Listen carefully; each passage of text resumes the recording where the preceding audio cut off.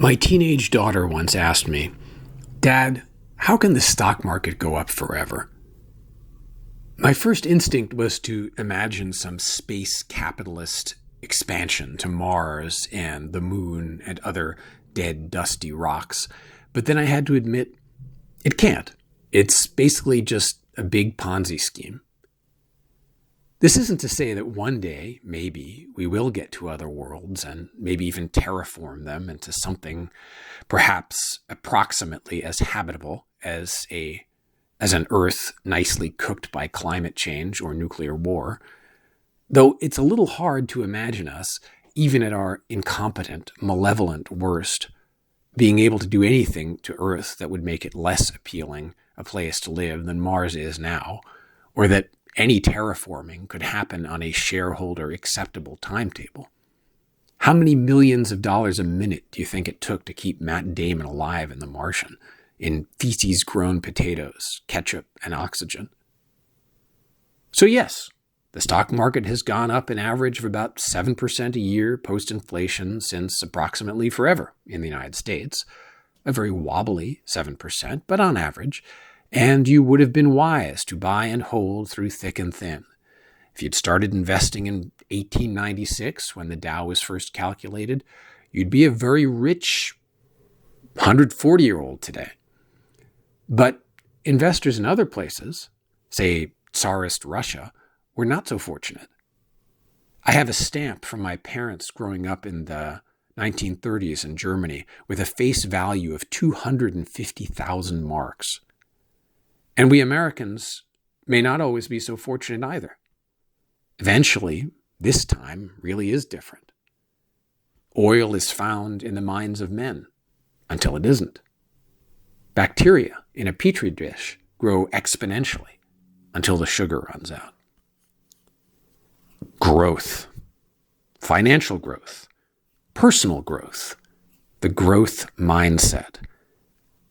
I don't want to knock it. There's something to it in all these spheres, but there's also a problem with it in all these spheres. Finitude, real limits. Eventually, you hit them. Maybe not today, maybe not tomorrow, but eventually. I'm sure you've heard of the growth mindset. The idea is that instead of focusing on capabilities and limitations, you focus on acquiring capabilities and getting past limitations. You don't worry about how smart or talented you are. You assume you can make yourself smarter and more capable with dedicated hard work, attention, and curiosity. There is some hard science behind this. You've probably heard of neuroplasticity, the idea that your brain can physically change with experience, become smarter, more capable. You're not stuck with the same old brain you always had. At the most fundamental physical level, you can change and grow. This is real and important and inspiring. But neuroplasticity, too, is not infinite. At some point, the growth mindset can veer into bullshitting yourself. Then you not only stop believing in yourself, you stop believing yourself, period. It made me wonder whether maybe another financial concept could come to the rescue for us, both financially and in terms of personal development. Asset allocation. Not to replace growth completely in either case, but to complement it. They say that over the long haul, asset allocation, how you distribute your financial assets, what proportion you stick in various classes of investments like stocks and bonds and money markets and real estate and whatnot, is more important to your long-term success than the particular equities or funds or whatever you invest in. How you divide up what you have into these categories, like X% in domestic stocks and Y% in bonds and Z% in international. That dividing up should be your focus rather than chasing a hot stock or market swing if you want long-term financial success. Asset allocation isn't the opposite of growth. It works a hell of a lot better if there is growth, but mood-wise, it's very different. Your focus is on what is available how to spread that around. A related concept is this image of economic resources as a pie. Capitalists emphasize expanding the pie. Socialists emphasize how to slice the pie. Again, growth versus allocation. Usually the capitalists come out ahead with the pie analogy, and we start to drool at how big and delicious this imaginary pie is going to be. We imagine we'll be full even with a relatively small slice of such enormous pie that we won't be disgusted and resentful at the asshole next to us taking 100 times as much. But this is where the pie analogy breaks down, because our dessert stomach can only accommodate so much actual pie. But our desserts stomach, our appetite for what the slices symbolize, the respect and status that is due to us, that appetite is limitless, at least until we feel we're getting as much as anyone else. Don't freak out. Politically and economically, I am neither a market fundamentalist nor an acolyte of my great uncle Friedrich. So if your political orthodoxy alarms are going off either way, you can hit the snooze button. I think both growth and redistribution are important, but I think in terms of personal development, these days at least, growth tends to get more attention than allocation, and that imbalance can be a problem. And that's what I want to talk about today. I call this corrective stance allocation mind. Not mindset, like growth mindset, but mind, like beginner's mind and don't know mind and other Zen approaches. Mindset sounds, well, set, rigorous, effortful. Mind is more about letting go, letting be, accepting and noticing, the opposite of rigor and effort.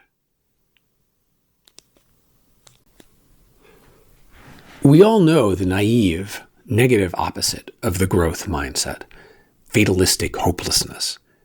I'm not good enough. I give up. Or agonizing constantly, am I good enough? Do I have what it takes? Am I special and talented and worthy? If I am, I can do anything. I can live forever. I can fly. But if I'm not, ... That's obviously not what I'm advocating. That is a mindset, and in a bad way. What I'm advocating is thinking, I really don't know how good I am. And at the end of the day, it doesn't matter because it's not in my control. So I can stop obsessing over it. It's not my business to judge, either to boast or beat my breast about the gifts I do or do not have. My business is to make the best of whatever it is I do have and am, to accept my gifts, to accept my limits, and make the best of them. I only have so much time, talent, energy. How do I allocate them? There are an infinite number of things I could and possibly even should be doing, but there are only so many hours in a day, and my capacities are limited. So what first? What can I squeeze in? Even more important, how do I come to terms with the fact that I can't squeeze it all in, or even a small fraction of what I would like to? It's not easy, especially the latter part about coming to terms with our limitations. So I like to focus specifically on the first while keeping the latter nice and vague. It's too depressing to focus on culling the herd of my hopes and dreams. A dim recognition that they're not all going to make it is enough. You're on the Titanic and there aren't enough lifeboats. Get the most important stuff on board and then, well, there just isn't any more room. I guess that's a kind of depressing image too, but the point is, explicitly prioritize and implicitly accept. Allocation mind is Adlerian self-acceptance versus bullshitty self-affirmation. Real self-confidence instead of a self-confidence trick. It's not that deep, as my other daughter likes to say, but it is easy to forget. So I remind myself frequently and in a lot of different ways. And I'm surprised, now that I'm paying attention to it, at how many ways it's helpful throughout the day and across my habits. In terms of reminders, I use the term allocation mind in the current iteration of my recorded mantra, that self-pep talk audio file that I listen to daily that I described in my episode on mantrification. I also write alloc mind on the upper right-hand corner of my daily personal punch cards. That's the part of the card where I write some catchphrase to remind me of something, a soul challenge I'm working on. It's been alloc mind for almost a year now, uninterruptedly. Hard to top that, given who and where I am. Games have helped me build my allocation mind. In a game, you have to make the best of the hand you're dealt. You don't have a temper tantrum because you got shitty cards. You think, what can I do with this? Can I maybe even turn it around? Is there some angle that I can make these shitty cards actually amazing? Or can I at least lose with a good grace and fighting spirit? God grant me the serenity to accept the shitty cards I was dealt, the courage to win if I can, and the wisdom to find the fun in doing either. Those are actual games. In my gamified life, in my CBT for anxiety game, Spider Hunter, I give myself spider points, both for noticing when I am not practicing allocation mind well and suffering from it, and bonus points for when I notice that I am practicing it well. For example, when I'm freaking out because of an unexpected interruption at work, or I get some new assignment dropped on me that is going to keep me from getting something else done on time, allocation mind says, that happens. That's life. Adjust your plan. You have even fewer hours than you thought? Accept it. Adjust. Did you feel pain, frustration, rage? Great. Notice it. That's worth a spider point. Can you now adjust your expectations and move on? Also great. Bonus point. And maybe your pain, frustration, and rage will subside a bit in the process. Oversleeping is another canonical example, which fortunately doesn't affect me much because I bolt up in eldritch terror whenever I hear my alarm clock ring. Possibly not the most psychologically healthy response, but it does have its practical advantages. On those rare occasions when I do oversleep, immediately, before I can catch myself, I feel pain, frustration, and rage because I know I now really can't do all the already impossibly long list of things I'd planned to do. But because of Spider Hunter, I notice pretty quickly what is going on, and the rage subsides a bit. I get a spider point, an absurd but real consolation. I then get greedy for my bonus point and calm down quickly so I can earn that as well as I adjust and reallocate my remaining, more limited resources to face the day's challenges as best I can. When I was younger, I used to imagine that wise people didn't feel pain, frustration, and rage about stupid things like oversleeping. Did they even oversleep? And then I'd feel even worse when I did feel such things because on top of it all, here was proof of my foolishness. It has slowly dawned on me that wisdom, at least such wisdom as is available to me, is not about not feeling unpleasant and embarrassing emotions, but almost the opposite. It's about noticing that I am feeling them, accepting them, maybe with a laugh, and letting them go. With exercise, with shovel glove and running, allocation mind challenges come up too. They happen when I injure myself, as I have come to accept is inevitable with any sort of exercise and advancing age. It used to make me berserk. I'd feel so frustrated having to go back down to a shorter distance or a lighter sledgehammer or fewer days a week. I've come to accept it, concretely, systematically, to even relish the challenge of dealing with it.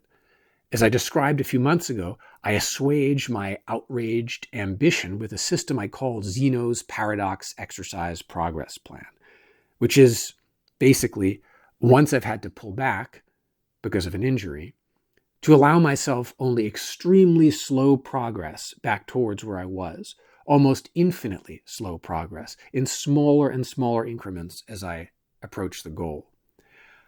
I try hard to discern my hopefully slightly increasing capacities as I heal, my expanding but still very real limits, and am careful not to outpace them. Instead of raging against my injury and limitations, my ambition is to work within them as best I can. A digital calendar can be a very helpful tool for allocation mind, but you have to use it right. You have to expect that life will punch you in the face, in the words of the great Mike Tyson, and that surprises will come up and that you'll have to shift things around. On work days, on N days, I stick everything I do in my Microsoft Outlook calendar. Everything, even procrastination, online shopping, and checking the news. I use several color-coded event groups so I can try to keep non-work stuff from eating up too much of my workday and vice versa.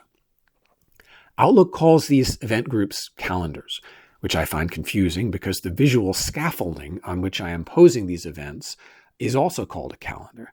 So I'm calling them event groups here because I can't even understand what I'm saying if I call both of these things calendars.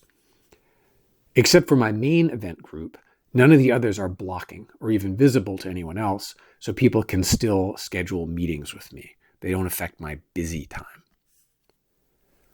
I know I will have to shift things around during the course of the day as surprises punch me in the face and I realize I've incorrectly estimated how long some of my tasks will take, but it's a good sanity check of my ambitions against reality. It's like a to-do list with crude time estimates stacked up against my actually available time.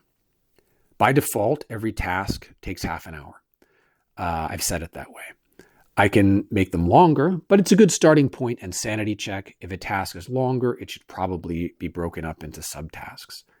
I don't size any task less than half an hour because the labels would be illegible. Instead, if they are super quick, if they'll just take a few minutes, I'll just drag them next to each other so they appear simultaneous in the same half-hour time slot. The labels can get truncated this way, but that's easier on the eyes than if they get vertically squished. And I do need some kind of visual disincentive against loading in too many tasks in a given time slot. My first work task every day is to take a first pass at getting the day's tasks blocked out. That is itself a task, a recurring week-daily task in my calendar.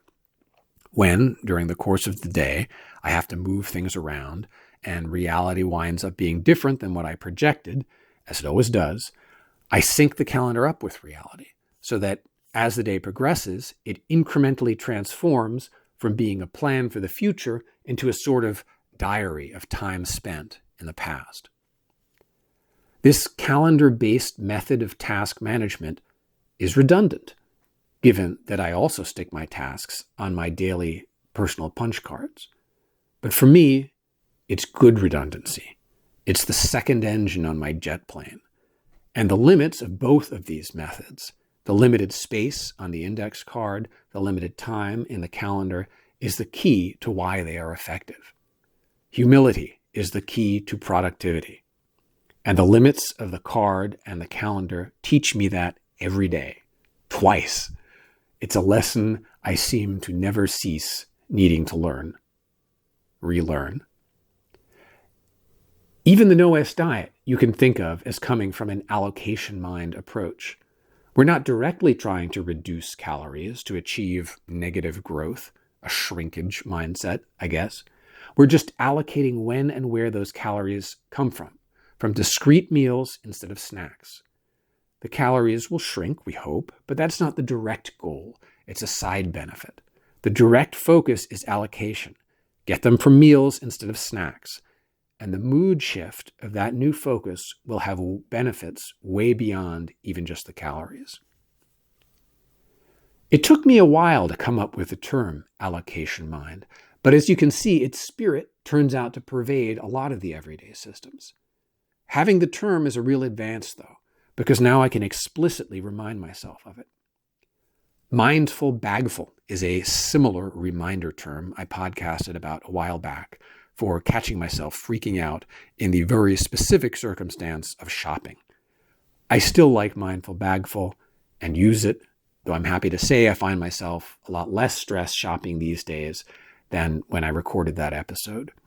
And allocation mind feels more generally applicable. My daughter with the Ponzi scheme question is now a junior in college and, believe it or not, an economics major. We're semi-seriously concocting a political platform together called Flubyism, flat tax plus universal basic income. It takes a darling idea of the right and combines it with a darling idea of the left. Ideally to bring both sides on board, but probably just to piss everybody off. But that's beyond the scope of this episode, and probably any episode. So that's all for now. Thanks for listening. I hope you found something useful here.